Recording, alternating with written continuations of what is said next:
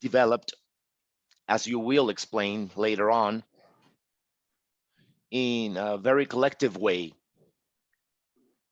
And we are now sharing this with you during this launch of this tool online in English, French, and Spanish.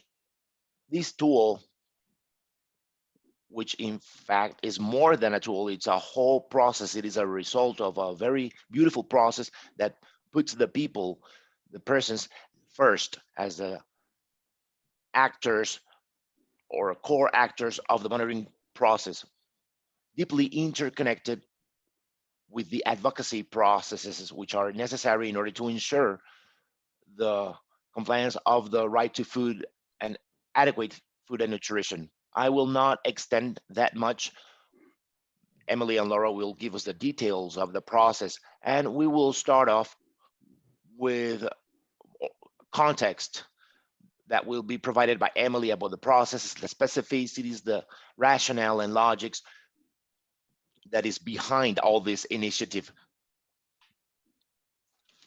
Then we will have Rehima from FIAN Uganda and Adi as well from Solidaritas Perempuan, two organizations that are member of the global network who will show their experiences from Uganda and Indonesia about how they use and how can be used the monitoring in order to promote the food sovereignty and to address violations of the human right to adequate food and nutrition. We will then have Laura, who will present the tool as such. The tool for monitoring. And as I said at the beginning, we will then have a space for conversation, and we would like to hear your comments and contributions and reflections. We will have like 30 minutes for that conversations. And then in the end, Angelica will provide some words for the closing. So this team is actually a great team of women, just made up by women who are the speakers in this meeting. Very shortly, they will give us important reflections and the results of this joint building, of this monitoring that has been co-built, and we would love to say that it is being implemented also collectively and in a collaborative manner with the participations of all of you. Without further ado, because we have short time, and we want to ensure that we have the enough space for this conversation and a dialogue with all of you, I will now give the word to Emily Mattheson from FIAN International, who will provide an introduction of the history, the rationale of the initiative for popular monitoring, and she will explain why this monitoring is based on human rights and focused on the people, which is different to the conventional monitoring. And she will show these inputs and these very important elements for moving forward with our fight. Emily, you have 10 minutes, and I will let you know whenever that time is ending so that we can meet all the agenda, ensuring that we will have enough time for the dialogue. Emily, please go ahead. Thank you very much, Joanna, and good morning, good afternoon to everybody. It's nice to see so many familiar names, but also a lot of new names in the attendance list. So it's great to have all of you. So my job today is just to give a little bit of background and context to to how we've developed this tool that we're launching today, which is really embedded in a much bigger, more broad conceptual framework, which has been developed over many years, but I would say really in the past 6 or 7 years since the adoption of the Sustainable Development Goals that we've kind of run a bit quicker as data and hard number monitoring has become increasingly the norm for how policies are decided. Really looking at financial solutions to numbers problems rather than really assessing things from a more systemic framework. And I didn't plan to say, but now that I'm thinking, I think it's important to also think that the development of this concept is also really rooted in the development of the global network for the right to food and nutrition, which in and of itself is shows the importance of bringing together people from different sectors and different kinds of organizations in different, working on different issues, from environment to women's rights, to health and nutrition, to land, fishing, all of the different sectors, to come together for a more holistic, systemic approach to right to food and human rights more broadly. So that's really where we're starting from today. And the global network has been growing and working together since 2012 and continues to evolve through the support of members who we also have here today. So it's been also really exciting to watch that network grow and evolve and develop as well. So as I guess I already said, existing monitoring mechanisms that we're familiar with for food security, things like the State of Food Insecurity and Nutrition in the World report, do not include human rights issues or state accountability. They're largely based on quantitative measuring of calories or nutrition data, and they're really looking at individual and household level statistics rather than more structural systemic issues. They're very rarely addressing in a meaningful way issues of discrimination, gender, race, or ethnicity. They don't look at issues like land ownership or access to natural resources, and they definitely don't look at issues like corporate capture. There's also a big failure to address more critical questions around the control of the food system, and the data itself tends to reinforce the status quo of industrial food production rather than challenge it towards providing a more equal economy, equal rights, and inequality more generally, let alone human rights. And without these human rights-based indicators, mainstream monitoring lacks information that reflects the priorities of grassroots movements. It's often misleading how it's collected, why it's collected, how it's presented. But what's clear is that it's not reflecting the reality for many people, or at least the story is being twisted in a certain way. And as I said, that this increase in rapid sort of flow of collecting data has been on increasing significantly since 2015, from everything to soil data, to seeds data, to food insecurity, to, I don't know, every kind of data we can imagine, which is being used to further commodify different parts of the economy and really pad corporations rather than assert people's rights.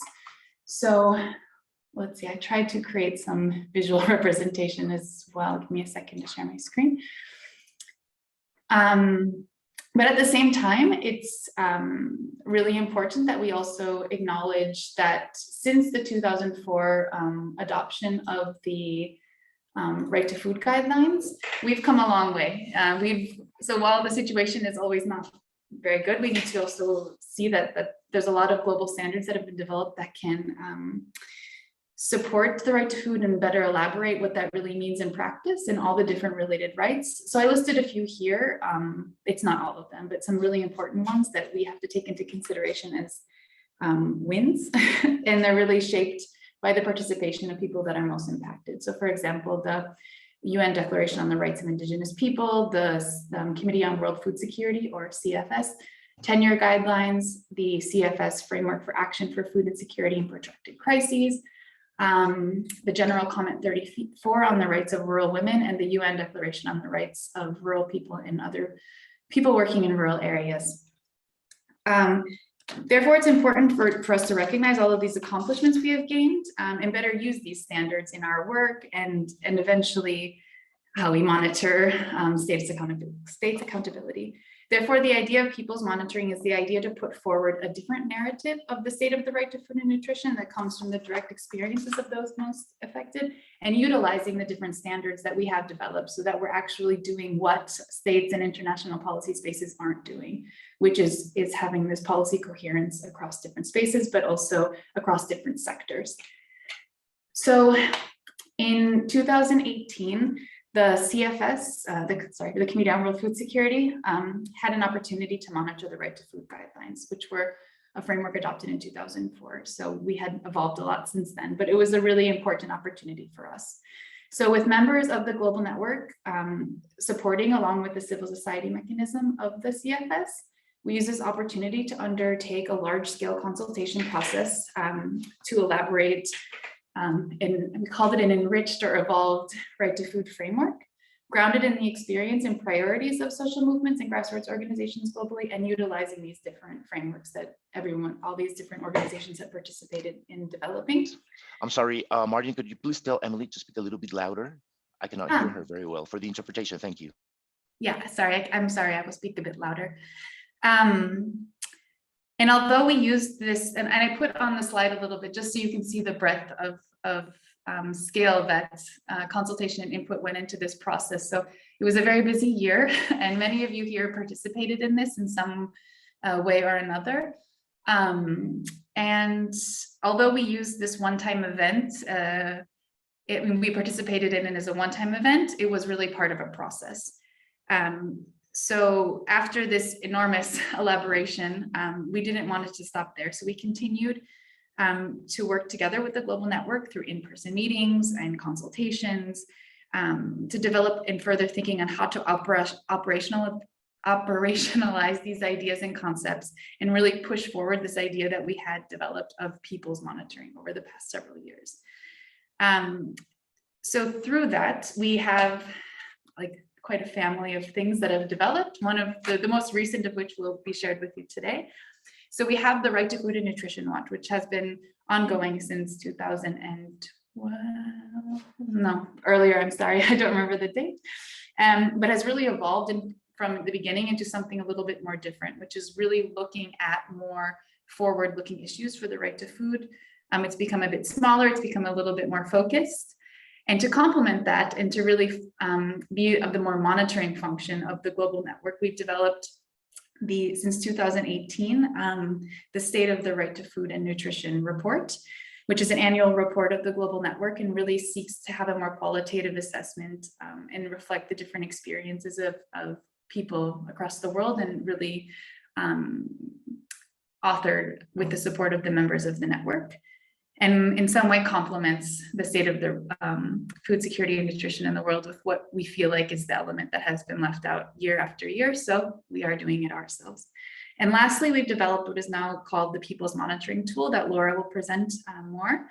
And the idea is that this tool can help facilitate this broader understanding of a more systemic right to food understanding and really underpin the political function of monitoring that we want to continue to do at different levels. So really looking beyond numbers and into the structures themselves, which are marginalizing communities across the world. So with that, I will stop and hand it over back to Joanna. Thank you very much.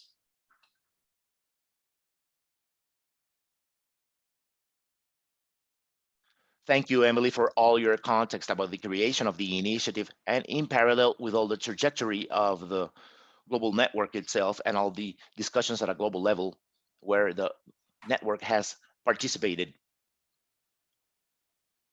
as it is done by popular monitoring initiatives,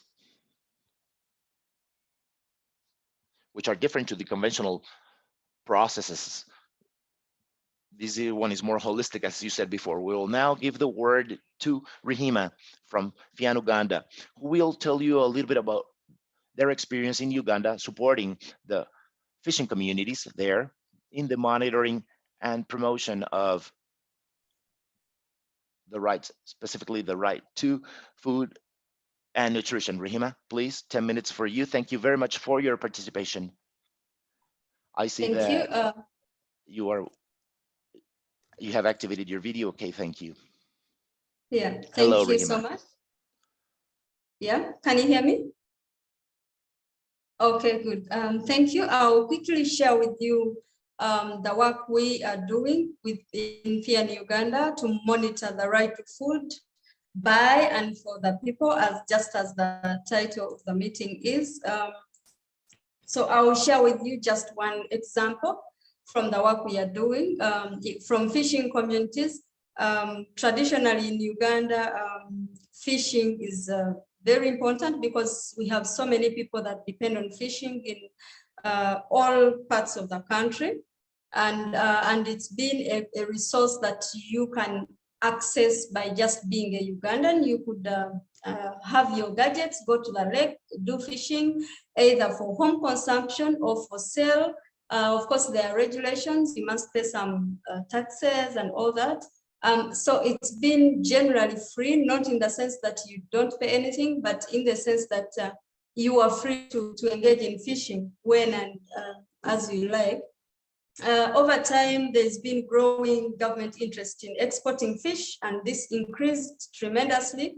And in the year 2017, our president gave a directive that the AME should now be in charge of all fisheries and should control the fisheries resources. And he said that the AME should control everyone who is engaged in illegal fishing. And since that time until now, the AME has been very active in all fishing communities, day and night. And they were not given clear directions on what constitutes illegal fishing. And what has been happening is that nobody since then is allowed to go and fish except private companies that are having huge boats. So all other people doing fishing under normal circumstances have been stopped and beaten, and property has been destroyed. People's houses have been burned. If they find fish in your house, whether in the saucepan, on the fire or anywhere, they have been beating children and women, and the situation has really been bad. People have been doing fishing only in hiding. If the AME is not there, then someone runs to the lake to catch some fish. So this has been happening, and we started following it up as FIA in Uganda with a few other partners in the country. And we observed a lot of increased conflicts in these communities, including witchcraft accusations, because people were becoming poor and poorer. Women started accusing each other of you're bewitching me. So we conducted a lot of sensitization in the communities to resolve these conflicts through helping people to understand human rights and helping them to demand for the services they need from the government. At the same time, while conflicts were increasing in the communities because of this controlled fishing, at the legal front, within the central government, there were many and many more guidelines coming up to control fishing. And spearheaded by private companies exporting fish. For example, there were guidelines saying if you were given a license to do fishing, you're not allowed to take the fish maw. The fish maw, for those who don't know, it's a part inside fish. So you catch the fish, but you cut it and you surrender the fish maw to the authorities. It's not yours. And this fish maw, it's only one company that is allowed to take it. It's a private company owned by Indians. So such and such guidelines started coming up, and many of them. At the same time, sometime last year, a new law came up. It is called the Fisheries and Aquaculture Bill. And in this law, we realized that it was further marginalizing fishing communities. The AME was officially being given authority to control fisheries. The AME was being allowed to use force, and the law calls it reasonable force, to handle people who are considered illegal fishers. And what constitutes reasonable force is not defined by the law, but what we have witnessed in the past, that people have been beaten and killed, including women and children. And so we started demanding to know whether all this constitutes reasonable force and whether it should really be allowed. In this law also, there were several licenses and permits being introduced. For example, you could have a license to catch the fish, but you don't have a license to transport it. So for you to engage in fishing, you had to have several licenses. So what have we been doing? First of all, we engaged in prior reporting with ASEDO, and we are happy to report that our recommendations were taken on in the concluding observations on Uganda by ASEDO, and this some of these issues were part of our prior report, and they were taken on by the committee. We have to follow up on their implementation. And then we also engaged people in the communities to understand and interpret this bill, and also for them to engage with members of parliament to demand for changes in this law. We documented people's experiences. We documented experiences of people who have lost relatives in video and in audio. And we engaged members of parliament in a meeting, especially those, we selected those that are coming from lake regions and others. And we invited people from the fishing communities to come and share their personal experiences. We projected the videos that we have recorded. We asked people to tell members of parliament what they think should be in this law and what they think should not be, and what they think will be the impact of the law if it is passed with the conditions that it has. We had a lot of sharing between these local people and the lawmakers, and it was fruitful because at the beginning of this week, then Parliament sat to discuss this law again. And we are happy to report the committee took on a number of our recommendations, from the local people, and a lot of amendments were made. We were all jubilating here as we were listening and watching the parliamentary sessions with members of parliament, putting forward people's concerns from our meeting. Of course, it's been a lot of struggle. We had to write position papers and reports and submitting them to parliament several times. And now this physical engagement and the videos, but in the end, it paid off. Especially bringing people to share their personal life experiences. So the parliament passed this bill with amendments. We may not have the time to take you through all the amendments that were done, but for example, the army has been replaced with the police, which is a more pro-people security agents, and their training is a bit different from the army, and this is one of the things we demanded.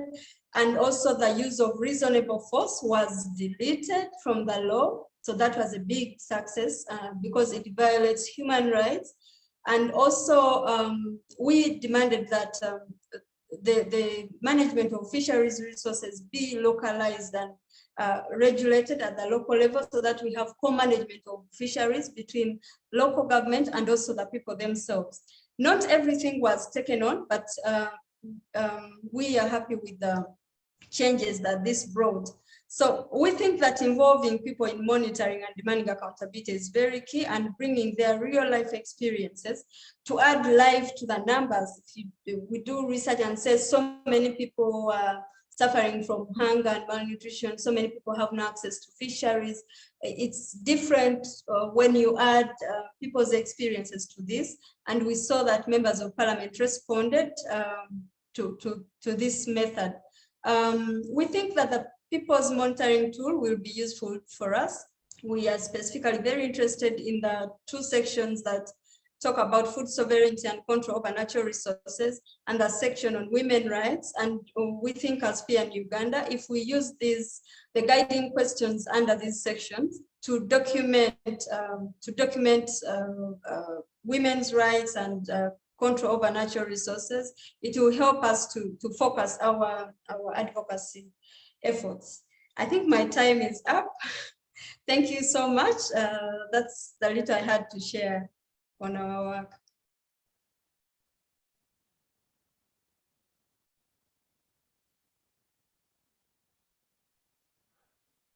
In order to make this reflection based on the experience of FIA in Uganda, of the monitoring with the fishing communities, documenting and giving visibility to the violations to the human right to food and nutrition, with a very impressive work that you have done in terms of awareness, advocacy, together with the parliamentaries, etc., and obtaining successful outcomes, which are very impressive in terms of the changes that were created or made in the law. We have a very inspiring example here of ways to include these monitoring processes and advocacy processes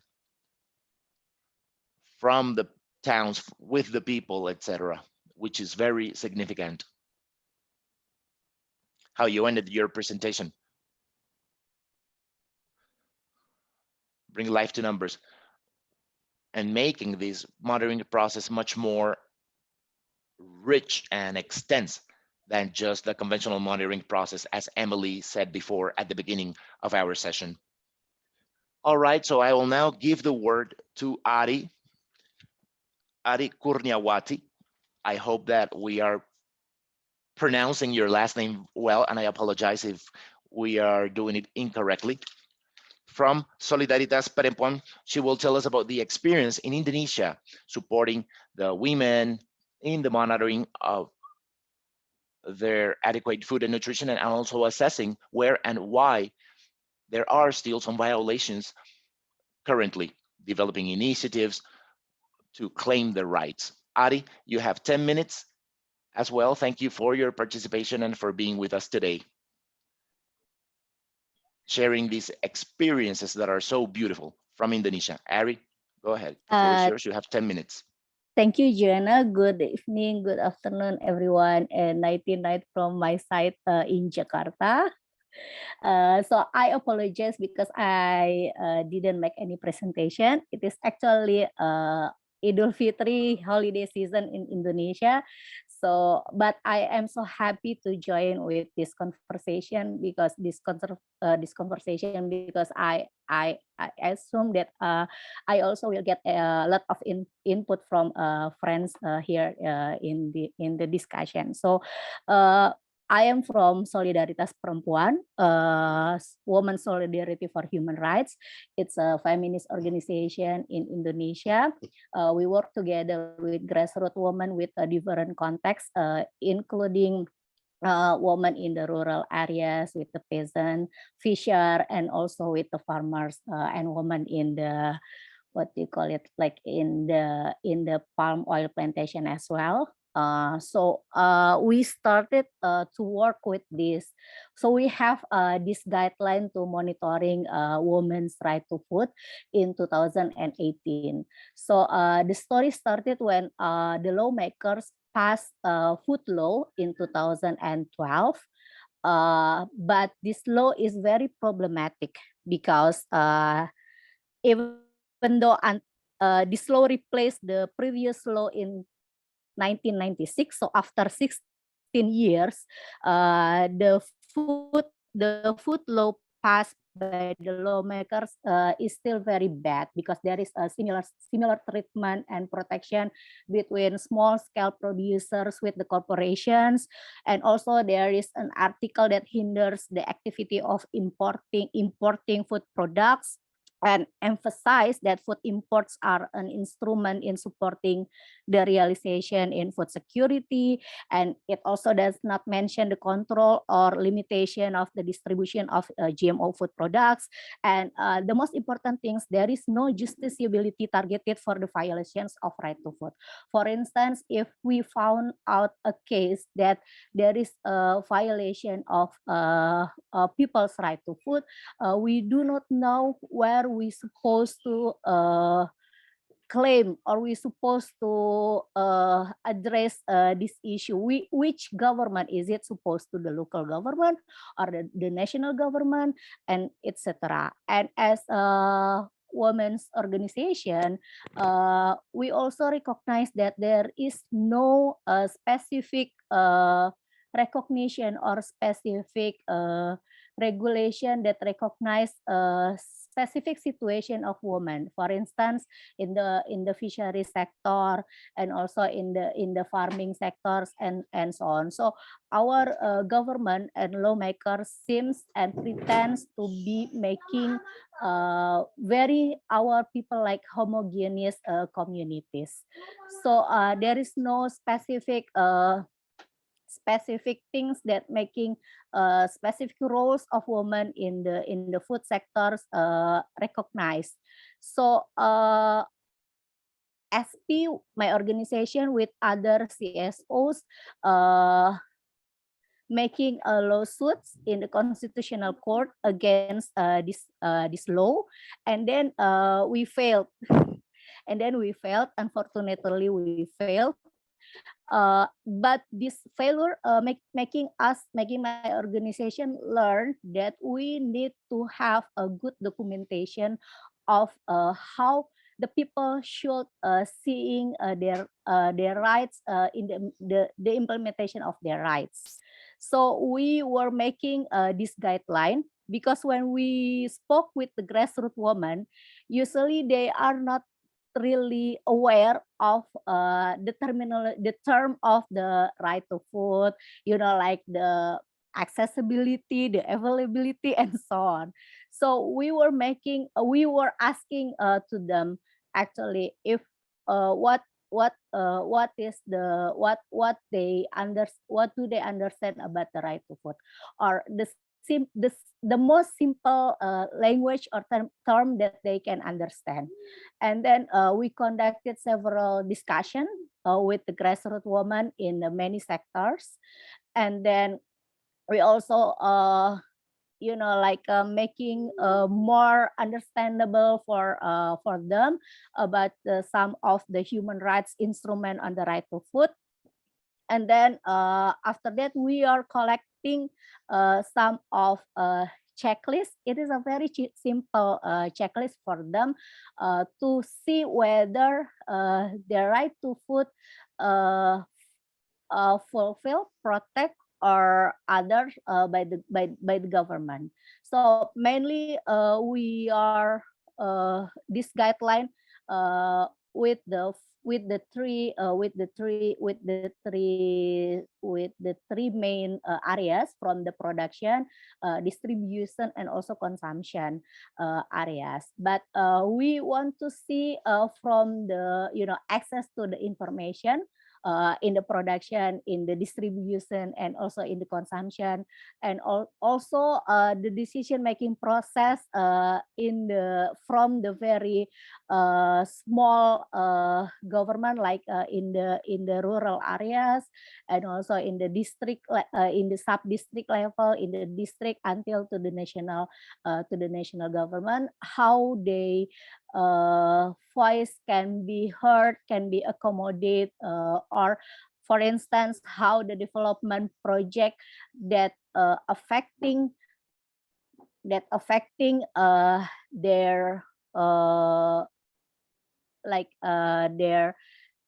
their fishing areas, they need to be consulted first. Is it happen or not? If is it really happen, the free prior informed consent for the indigenous women at the forestry areas.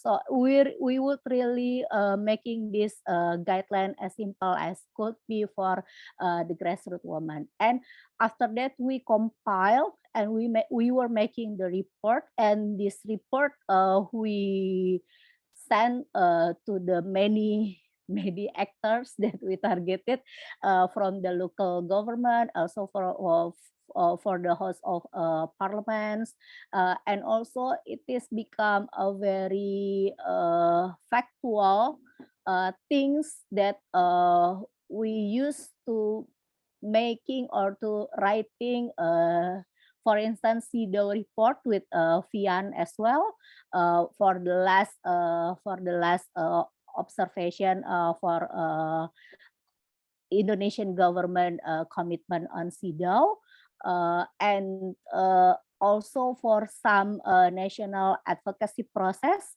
like the judicial review of the what do you call it, like a certain law in Indonesia that possibility to criminalize the seed savers. So we were using that documentation for some of advocacy process in the national level, and also some advocacy process at the regional and also at the global level. So one thing that our government always miss is not only about the corporate capture that Emily mentioned, it's also about the free trade agreements that affected our food system, our local food systems in Indonesia. So when we were advocating the free trade agreements, I mean, when we are against the free trade agreements in Indonesia, for instance, the Regional Comprehensive Economic Partnership or Indonesia European Union Comprehensive Economic Partnership Agreement, we were also using this documentation as a fact that not only right to food is not only about the calorie or the things that, but it is also about the system, the bigger system. It is also about the corporate capture, and it is also about the power imbalances between the North and global and etc. So I think that is my sharing experience. I hope it is quite clear, and we can also discuss further. Thank you very much.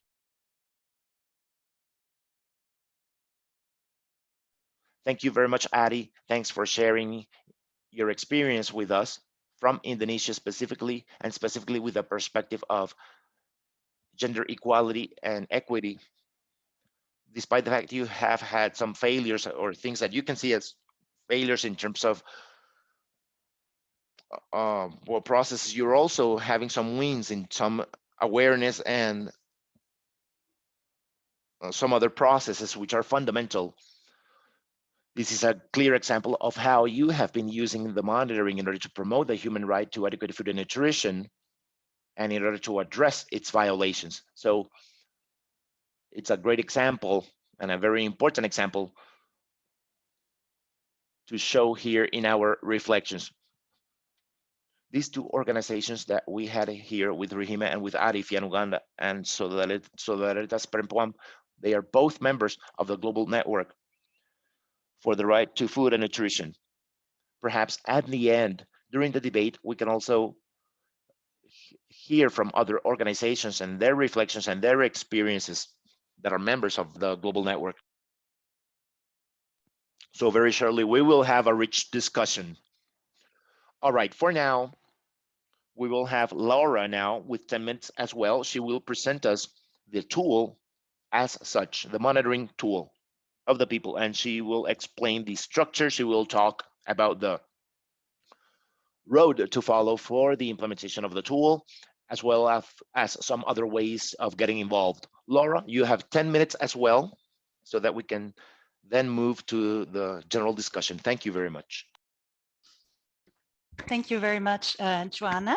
And yes, it's been really very interesting to listen also to the two experiences from Indonesia and Uganda. And I think they really nicely illustrate the importance of monitoring from the ground, and sort of a way of monitoring that directly involves the people and is based on their experiences and perspectives, and how this is also very important for actually then the advocacy based on the monitoring results. And yes, with that, and also I guess the background that Emily has shared with us concerning the whole rationale for the People's Monitoring Tool, I think now is the moment to actually show you the new tool. And I just would like to highlight two things. First, that the tool is meant to be a complementary tool, which is to enhance existing monitoring methodologies as well as experiences. It's not meant to replace them sort of as the master tool or anything. It's really, giving additional tools that can hopefully complement other monitoring methodologies. And yes, and it's flexible. It's not set in stone. So the idea is really also that organizations adapt it to whatever their local context is and their priorities and needs. So it's really you take from it what's useful. And also it presents a living instrument in the sense that just as human rights itself, the idea is that it can be adapted also with time to take into consideration new standards and new understanding on the right to food and nutrition, as well as that perhaps additional themes or modules may be added to the People's Monitoring tool over time. So the tool is an online tool. It's actually the first online tool we've been developing, at least at FIA, and it's quite a new experience. And but you can also download the tool as a PDF if you would like, either the entire tool or individual modules that you choose to use. Also, the tool is available in English, Spanish, and French. And I'll actually now start sharing my screen. But before doing this, I will share in the chat. I'll share the link for the Spanish and the French version, as it might be nicer for participants following the Spanish conversation to look at it, the respective language version. So I'm sharing it here. And also French, in case there's anyone who prefers to look at French. And now I'll let me share my screen. Oops.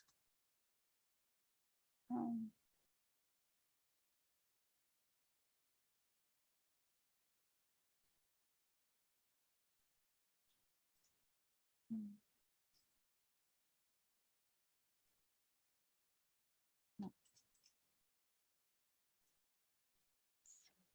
I think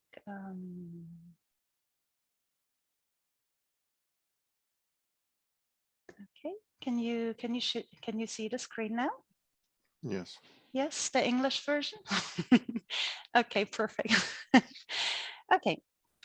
So this is the beautiful tool. Here you can change the languages, and here is a button to download the toolkit as PDF. So starting, the tool has an introduction, which basically gives sort of all the background to the tool, as well as the different sort of problems with mainstream monitoring that Emily has pointed to. Then you can either scroll through it and read it, or you move down to the next section, which is a section on how to use the tool, which basically introduces the structure of the tool, but also provides some ideas concerning the different methodologies of collecting information, as well as different ways how the information collected can then be used for advocacy purposes, and also give some case examples on this.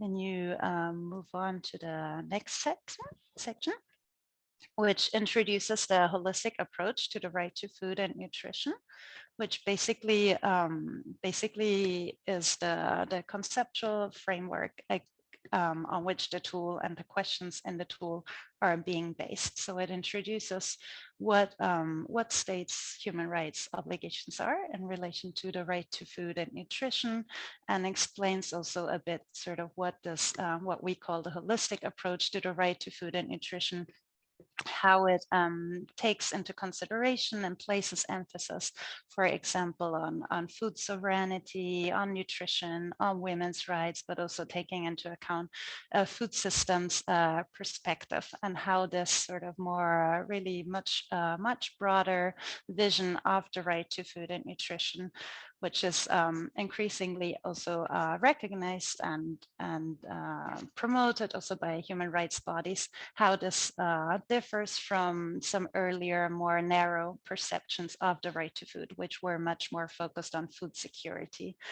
So yes, you'll find all this in here, and it's sort of the framework that ultimately the tool uses also for its different modules, and against which the different modules and questions will actually check whether states are complying with their obligations under the right to food and nutrition, seen from this holistic perspective.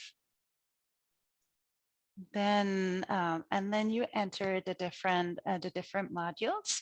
the tool. So there are 6 modules, one on healthy and sustainable food systems and diets, one on women's rights, one on environmental rights, one on democracy and accountability, another one on workers' rights, and one on food sovereignty and control over natural resources. And these different policy areas and areas of struggle have been selected because we see them, or collectively they were seen as key priorities in order for advancing and realizing the right to food and nutrition. However, as I said before, there may be some others added also in the future. And also to say that the module on healthy and sustainable food systems and diets has been also to a large extent based on broader work within the civil society mechanism of the Committee on World Food Security, which has been developing a collective vision on how food systems should be transformed in order to be in line with human rights, and especially the right to food and nutrition. So much of it in this module is also based on this collective conceptualization.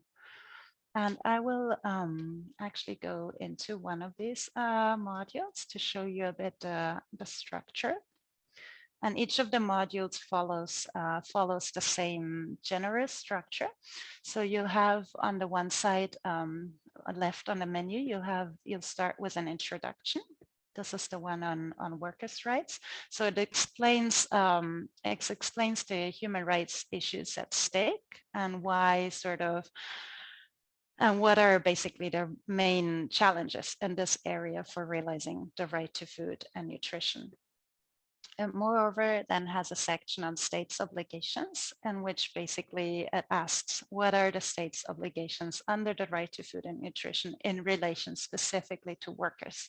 So it gives it's a basic overview. It shows what are sort of the main obligations states have under the right to food and nutrition with regard to workers.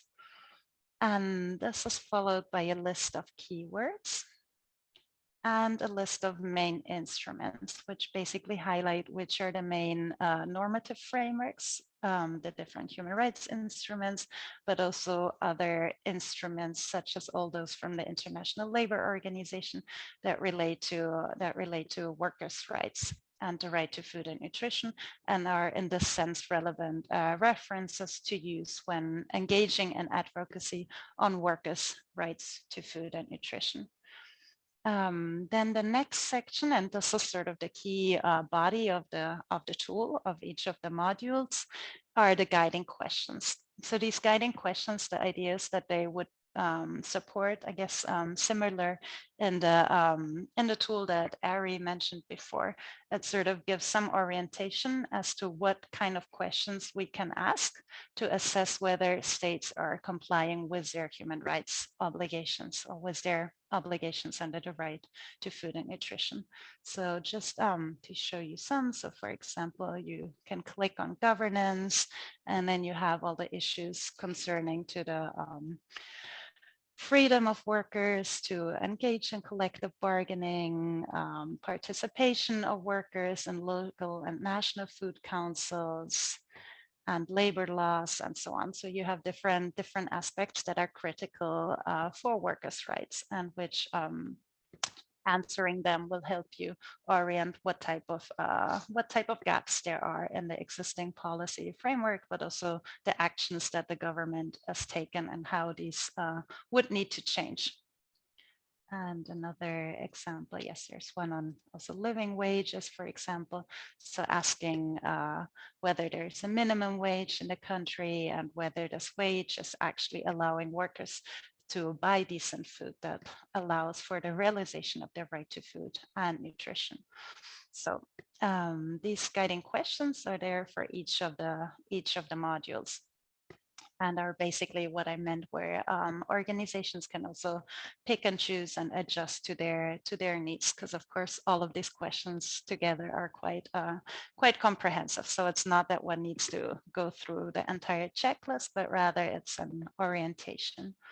Then there's another section on where to find answers to the questions. So there, for example, in this case, the different global databases the links are provided here. So one can go and check like for different different countries, I guess, to see what the situation is on these issues. And then the last one has a link to useful resources in general on the topic.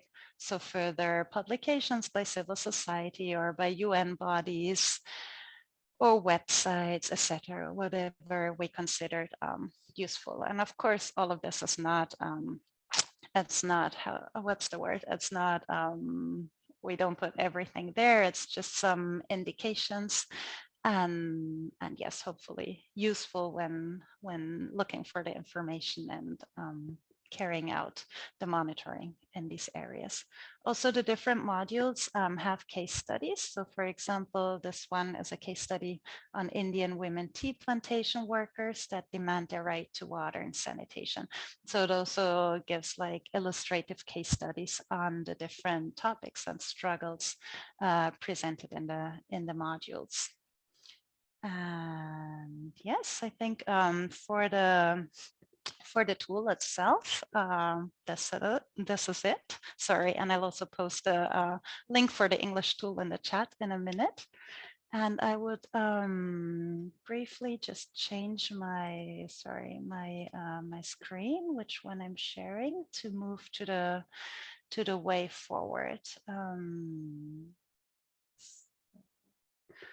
Let's so what is next? So the idea is, as I mentioned, for everyone to just to adapt the tool to whatever your needs and priorities are, and whatever advocacy sort of you also want to inform with it. Further, as the as FIAN and as the global network, we've been planning to have regional exchanges within the global network on right to food and nutrition monitoring, in which the idea is to use the tool as an entry point to these discussions, but to really have like much broader exchanges on monitoring, where we look at, okay, what are different monitoring gaps and needs in countries and regions, and how could the tool help these, but also which other tools are there and which other needs may there, and eventually also through this discussion come up with a broader monitoring strategy for the different regions that can then feed into the global network's work plan. And some of these meetings may only be with the global network members, but others may be open. So also please feel free to contact us if you would be interested in joining any of them. And we'll, yes, we'll see if that's possible. And also, in addition to the regional exchanges, we've also been planning to do specific or events on specific modules. For example, we've been thinking of possibly doing one on the food systems model together with some people from the CSM working group on food systems and nutrition, but also perhaps one on women's rights. And again, sort of to use the tool sort of as an input or as an entry point to discussion, but really having a much broader discussion there on these issues. Also, we're currently revising the website of the global network to see if there can be a space under monitoring where actually people can share tools, experiences, but also different reports and monitoring. So really a space where we can collect all those different monitoring methodologies and information for people to use and engage in dialogue with each other. And lastly, some of you may know the State of the Right to Food and Nutrition report, and Emily had also mentioned it before, which is a bit sort of, or used to be a bit our alternative to the SOFI report. The next one will actually come out only early 2023, because we decided to make it rather in the beginning of the year than in the middle of the year. And the idea is also that the different sort of monitoring experiences and reports can also feed into this yearly state of the right to food and nutrition report. This, of course, as an ideal, which we would love, but yes. So that's another plan, and we yes, we invite you to. Here's the link for the people's monitoring tool, and I can put it in the chat as well in a minute. And also, yes, please, if you would be interested in applying the tool or like to discuss with us, would need further guidance, or would be interested in sharing other monitoring tools and experiences, or participate in one of the regional exchanges that I mentioned, yes, please do get in touch with us. And I'm putting here two contacts from colleagues of mine, one from Angelica, who's gonna be coordinating the People's Monitoring Tool implementation, as well as Ifang, who's coordinating the work with the Global Network for the Right to Food and Nutrition. So yes, please be in touch, and I'll end here. Thanks.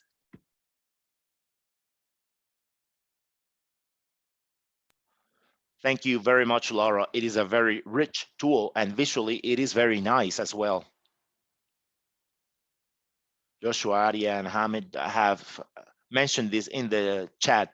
As you said, Laura, this doesn't intend to substitute other tools, but to complement them based on this approach, or holistic approach, based on the human right to adequate food and nutrition, and well, all these references to the normative instruments, the obligations of the states, and the case studies that it has for each of the sections, and other additional resources as well as these guides that and guiding questions that can help us understand these processes, and then see where we can find some of the answers to those questions. In fact, I think it is a very rich tool and very useful and very flexible as well, because as you have explained, the idea is that the organizations can adapt these to their realities, to their context and specific needs. And so, well, this idea of having a live tool that is shaped based on the changes that we make when we use it and when we adapt it to our realities, it's an essential point. Then you explaining in your second part of how to get involved with it. I'm very sure that in the debate, we will be able to see some ideas about it in order to move forward with this discussion of the adaptation of the tool to our realities, to our specificities, as I said before. Also, the idea of the regional exchanges. That is an important fact, and also the report of the status of the human right to food and nutrition that Emily talked about at the beginning, and which you've already mentioned again, Laura, for the discussion. I hope that in 2023 we have the chance to have it as the one that we did for 2018, which was a great process where we actually saw this interconnection and this very deep dialogue between the different levels, the global level, the regional level, and the national levels. So in fact, it is a very rich process that we hope to continue building and consolidating. All right, so we will now have the debate where all of us are welcome to participate. The idea is that we can start with what has been presented, what Laura has said, and the experiences that were shared by our colleagues. And perhaps to think how our own movements, how our own organizations have been monitoring the human right to food and nutrition, and how this tool will support you in these processes. So the floor is yours. Please let us know if you want to participate, and we will give you the floor.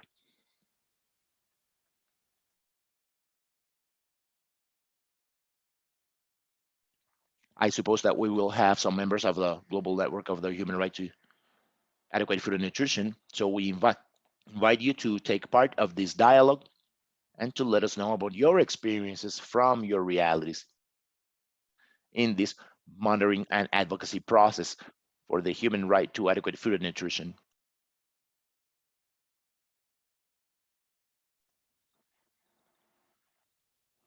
I think that we have with us, or that somebody has requested to speak, Hamed Ahmed. Hello? Hello? Do you hear me? We hear you very far. Could you please speak closer to the Do you hear, microphone? do you hear me now? Very far, a little bit closer, please. Hello? Yes. Yes, you hear me now well. Yes, thank you. Yes, yes. I have just 2 points to raise. First of all, thank you, Laura, and all very much for presenting the tool. And I guess it's very important for our network to think how to develop an interactive linkages for the promoting and using these tools at the global, regional, as well as national, local levels. That's really very important. And I'm just thinking how to promote the tools and present these tools for members of GUBAB in Gaza and in Palestine. And I think it's important also to build the capacities and to make, to promote this tool and to see how it can be used actually by the local communities, by the grassroots organizations, members of our network. And hopefully, if we can see how we can translate maybe this tool in Arabic language, and that could be not only useful for organizations in Palestine, but also in the Arab region. That will be really great. We will see in GUBAB if we can cooperate with the global network for right to food and nutrition for the translation and facilitating capacity sharing sessions. I think that's really very important to promote the content and of this important tool to be used by peoples and communities, especially those in vulnerability and in the crisis, protracted crisis conditions. Thank you so much, my dears.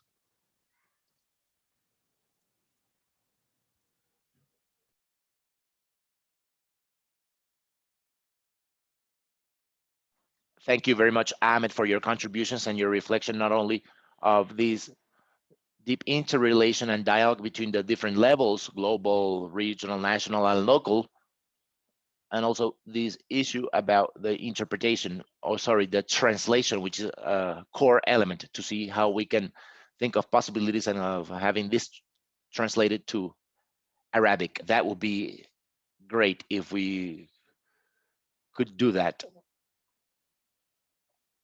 I think Claudio has also raised his hand.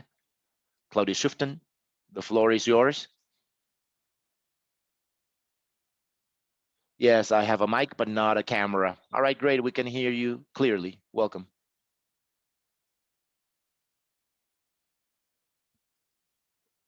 En el movimiento de las personas tenemos un esfuerzo similar.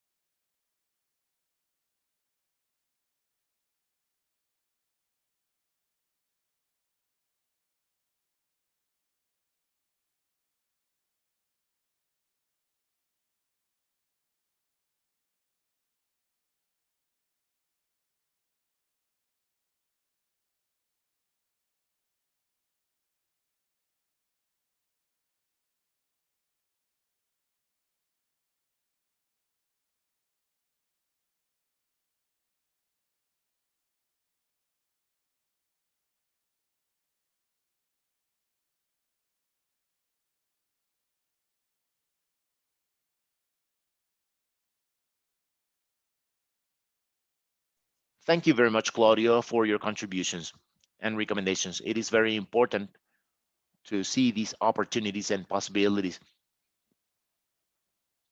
If you could please share the link with us for this process in terms of monitoring of access to right to food, to health would be great as well. I'm not sure if we have any other requests to participate from anybody else, but well, I will now give the word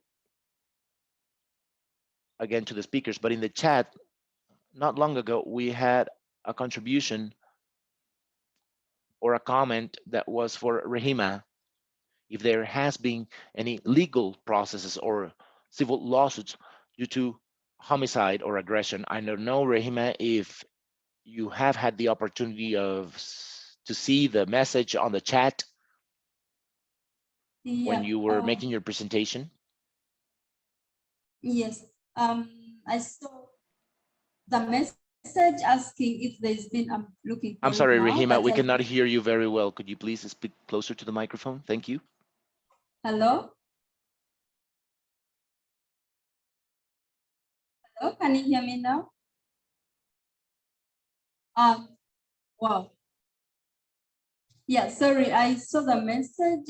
I can't find it now, but oh yeah. Have there been any criminal prosecutions or civil claims for wrongful death and assault? Unfortunately, no. And this is something we are thinking about. We are working with the network of public interest lawyers, lawyers that are working in public interest. But for us to pursue this, it requires us to, first of all, to document properly with evidence, and also that the fact that this has been happening in different parts of the country, we need to document evidence of all this. So it's a bit of a costly process, but this is something we are very interested in pursuing at some point, because we think somebody should be answerable to the lives lost, to property destroyed. Yeah. But for us to pursue it, we need to properly document and have evidence to all this. Yeah. But what we have now are sometimes like random calls. Like even today we received calls telling us about people who drowned in the lake because the army was chasing them last evening. And like, so you have that kind of random information. Yeah, but you need to properly document it, and we're even advised that for you to even show that the cause of death was the beating from the army or the drowning. So like you need to document evidence, but it is something we are thinking about possibly in the future, and we would welcome any advice or suggestions on how we can go about this. So far there are no prosecutions or claims done on this. Thank you very much for your answer, Rahima. Joanna is also asking a question in the chat for Rahima and Adi about your experiences and how you have also, I'm sorry, I'm trying to look for the message, and how do you try to report in other mechanisms of human rights in addition to CEDAW. So I leave that question open to Rema and Adi whenever you want to answer it. Ahmed has also requested the word or the floor again. I will give you the word in a second, but I was saying that we have had the opportunity of listening to different experiences. One from Africa, one from Asia. It would be important or interesting to hear as well from our colleagues in the Americas. Hernando is present, and Manny as well, and some other organizations that are very well involved in this topic. So if you want to participate, go ahead, please. Hernando has raised his hand so that he can give us his inputs. So I will now give the word to Rema and Adi in order to answer Joanna's question. And then Ahmed and Hernando. Rema, do you want to give your answer to this question Can I about other human kindly right beg- mechanisms? Can I please beg your pardon on that question addressed to me?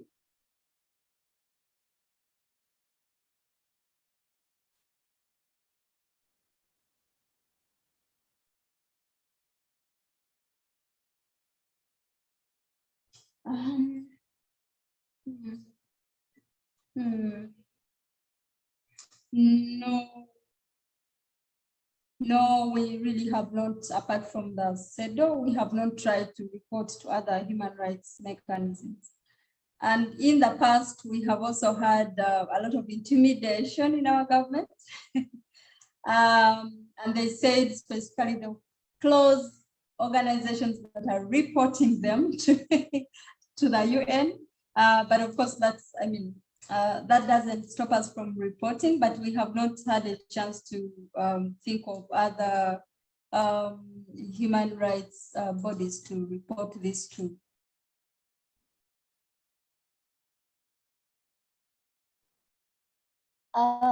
Yeah, in our experience, we have not yet report to another human rights mechanism other than CEDAW committee, but we did some intervention in the one-off session in the Intergovernmental Working Group on Transnational Corporation and Other Business Enterprises with respect to human rights in the Geneva. So one of our cases related to the Makassar Newport development project affected the fisheries communities that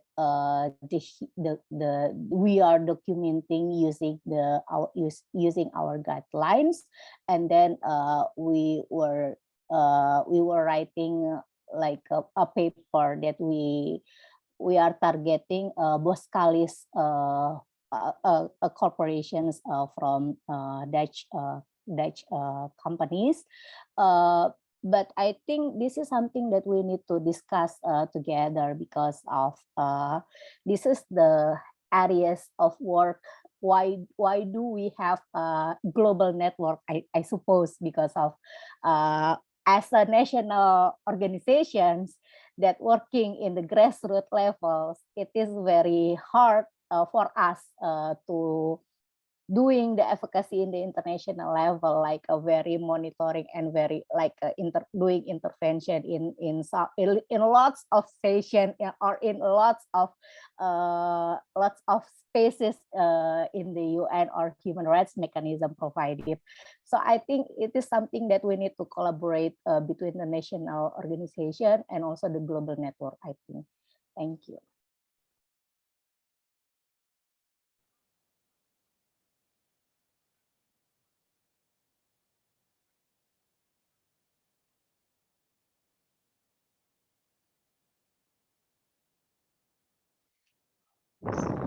Yeah. Yes, dears. I think in Gaza, in Palestine, we have facilitated and launched the Urban Women Agripreneurs Forum, and this forum is continues struggling and advocating the rights of women of urban women agripreneurs, and as well as influence the national and local policies regarding the right to food and other related issues. And this forum actually is doing some monitoring activities for the policies and regulations that are being implemented by local authorities, by the Ministry of Agriculture, Ministry of National Economy, etc. But I don't think this is enough. So I hope that the using of this tool will help us, as well as the Urban Women Agripreneurs Forum, to develop their strategies to better monitor the relevant policies and regulations in that issue.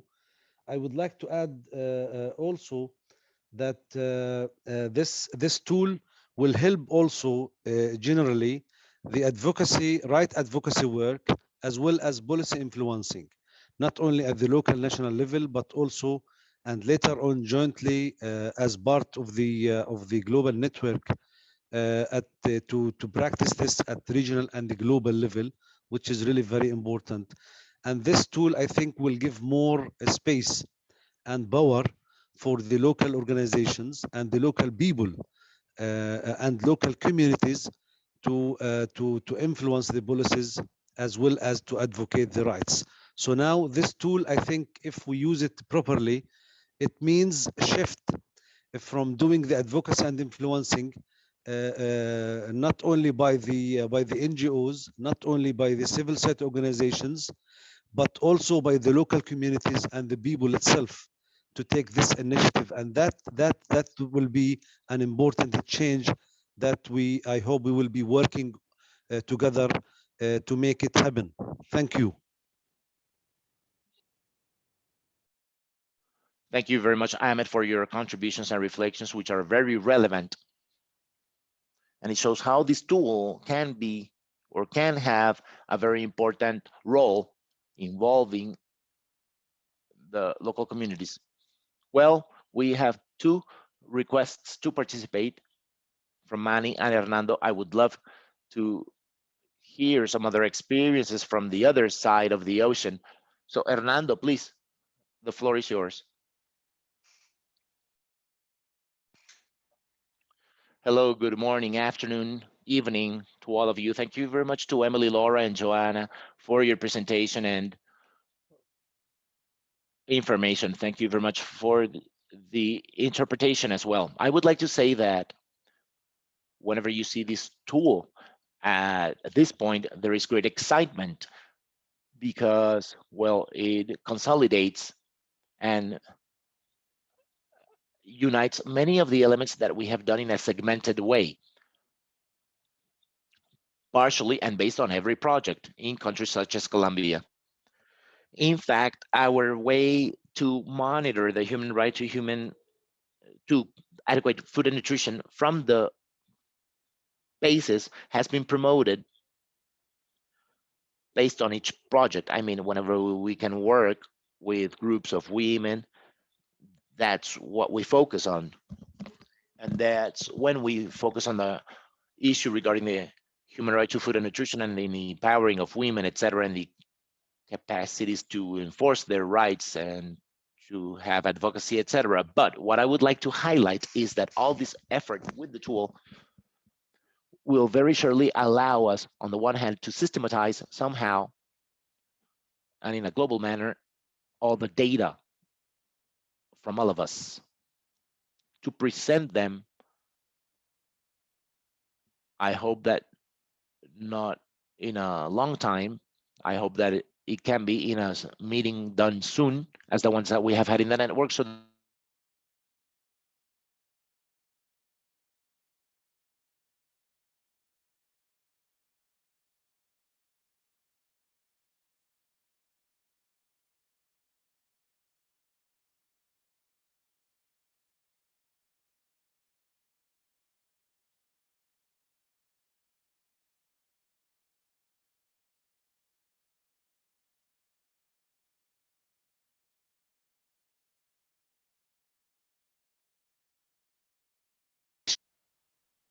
he's back.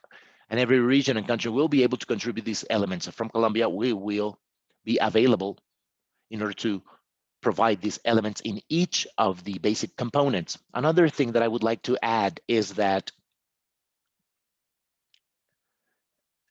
in the structure of the monitoring of the peoples with DANA, or the human right to adequate food and nutrition, we have some, well, food systems, women, democracy, reduction, or accountability, etc., food sovereignty, and these are the same topics that the opposition to the food summit were raised as a need to be the horizon of the resistance, specifically to the objectives of that summit. So if we achieve to strengthen this tool, we will get to them with data and with real samples and cases from the grassroots and show them the arguments that are very solid and robust against the objectives that were stated in the summit. And I think that is very important. In Colombia, we are very interested in moving forward with this. And finally, I just wanted to say that well, as you all know, we have a strong component in regards to the violation of the human right to adequate food and nutrition due to the consumption of ultra-processed foods in Colombia. And that violation touches many other elements, both in the food systems as well as the women's rights and environment, etc., because all of this is implying contamination with their packagings and ways of productions. It is producing an environmental impact. So perhaps it would be a good example to use the data from the grassroots and the workshops made in Colombia, etc., in order to take a look on how to implement this tool in a topic like this one. I think that would be very relevant. And I was forgetting something else. Well, in the end, this will also allow that the cooperation between organizations from the world and FIAN, or different FIANs, as well as some other collaborations that are happening, such as Uganda and Colombia, can become stronger, because if we have as a common tool these framework, and if we adapt it to each location, and if we make them speak, we will be able to have some important lessons between the regions. And I think that is very important. So as you can see, these observations are more related to the enthusiasm and the happiness with the elements that we have already adapted and applied in some areas of Latin America. Thank you, Joanna. Thank you, Hernando, for your contributions about this link between the documentation and the advocacy and monitoring is very important, as well as the role of the network in order to know the systematization in a global way, and also the results. Somebody in the chat also mentioned this, the strengthening that you were talking about, in order to have better lessons based on this exchange at a regional level, for instance, something that Laura also mentioned. Manny, the floor is yours. Welcome. Hello to all of you. It is a pleasure to hear you and also to see this instrument. I think that in the past, there were some questions, and now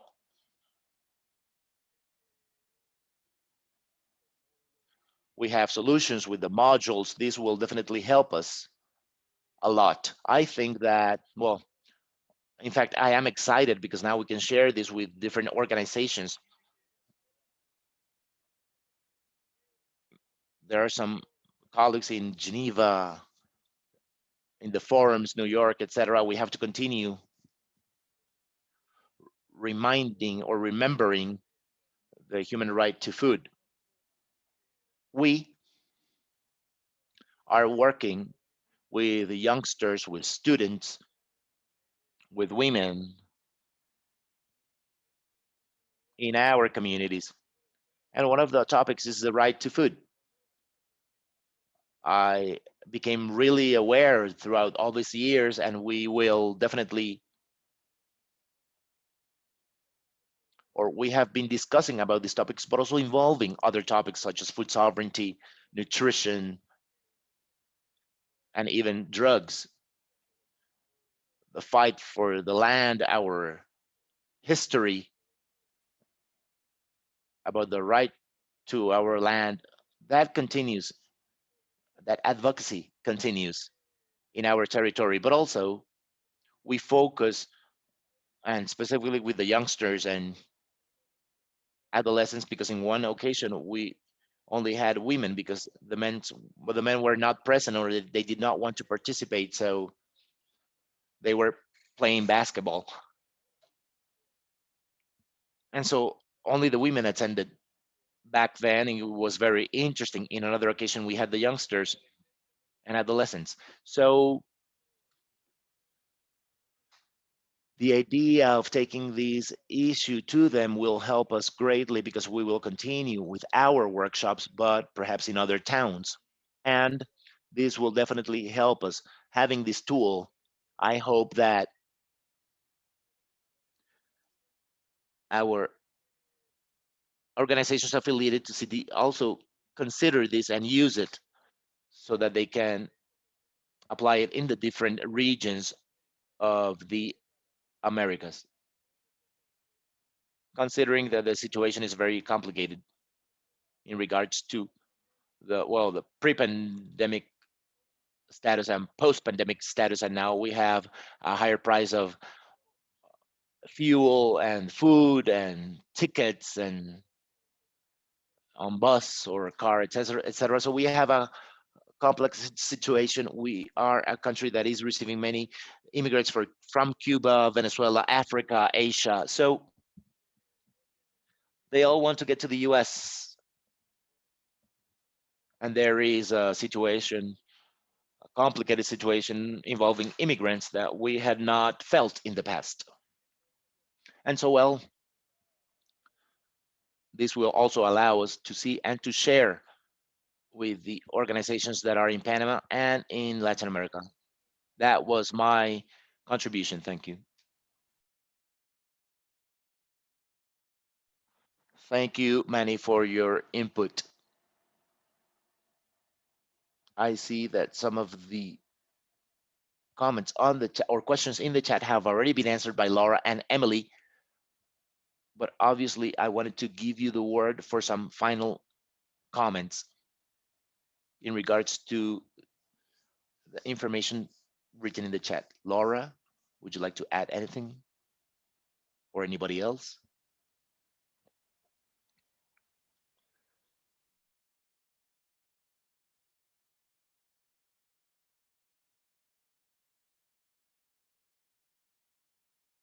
Let me just switch the translation.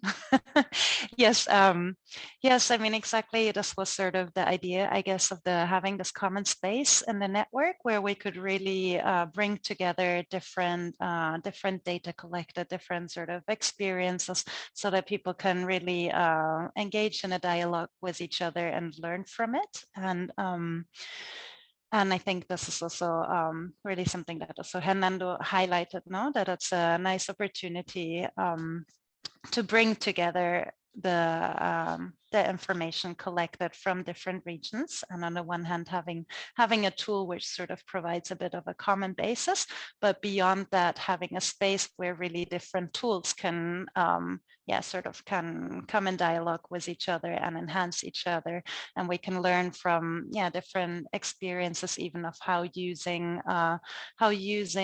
the documented information, as I think someone else mentioned, sort of what are the different strategies, how we want to publicize it and use it for advocacy. And I think this is very useful in a sense of sharing the lessons learned. And yes, and with regard to popular sharing, I think it's also really then up to the members of the global network to see how they can really also use the monitoring tool and more make it even more popular, I guess, in the way as they engage with communities, and often, the communities themselves really, what are the things that can be useful for them, right? Because I guess it's still, I mean, I think this is it's a process, right? So of applying the tool and seeing what it becomes for different groups. So yes, that's for me. Thanks.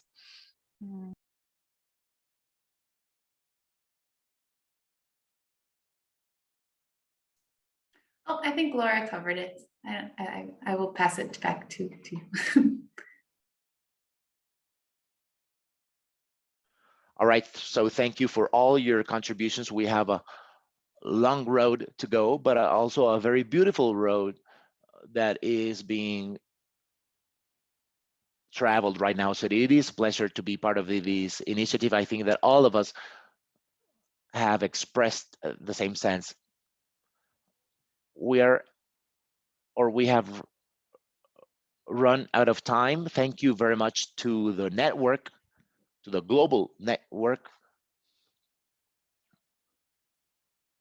for the right to food and nutrition. Thanks to Laura, Angelica, Ivan, and the speakers. I will now give the word to Angelica so that she can wrap up this session. Angelica, how are you? Thank you very much to all of you for your time and your contributions. It is a privilege to be part of this very beautiful family. Thank you. Thank you, Joanna. You can all hear me well, right? Yes. So for those of you who do not know me, my name is Angelica Castañeda. Some of you have had the opportunity of meeting me and working with me during these 11 years that I have been with the International Secretariat. But for those of you who do not know me, well, right now I salute you with my hat on. I will be coordinating the monitoring work. And so we will have the opportunity of spending more time and together and being more in contact. I think that, well, the only thing that I can say right now is to thank you all colleagues and members of the global network for participating in this conversation about the direction to take with this monitoring process and to support the different social struggles in your territories and to carry out advocacy at the different levels in the different spaces of public policy that Laura showed. We just wanted to thank you. We want to thank you, Joanna, for being the master of ceremony, and also to the interpreters for their help. As they have already said, this process and this tool wouldn't have seen the light without the joint collaboration and sustained collaboration of the members of the network throughout these 4 years. It is true that this tool is inspired and enriched by the different life experience and struggles in places such as Indonesia, Uganda, as well as, or as Ari and Rahima have shared with us. But what we aim, and I think that's the spirit of all this joint work that has been carried out, is that this tool is used in the different territories and that it is somehow a way, and I think it was Rahima who said this, a way in which the lives, blood, heart, and spirit of the transformative struggles can live in this tool and make it respond to a diversity of contexts. As Manny said, that we are having a complex situation worldwide. So right now it is very important to do all this joint work and to have these conversations on how to carry out this monitoring. I think it was Ari who mentioned this, with the disparity of power and with the taking over of the global spaces, and how to face a history of colonization and how to uh, defend groups that have been historically discriminated. And so we hope that this first conversation on all this process helps us to continue in this direction, as it was said by Joanna, and as the song says, I don't know, well, that we make our way as we walk. So thank you very much for joining the event, and well, warm greetings and many hugs. We wish you much health for you and your families, with solidarity. And well, we hope that we can move forward with all this. Thank you.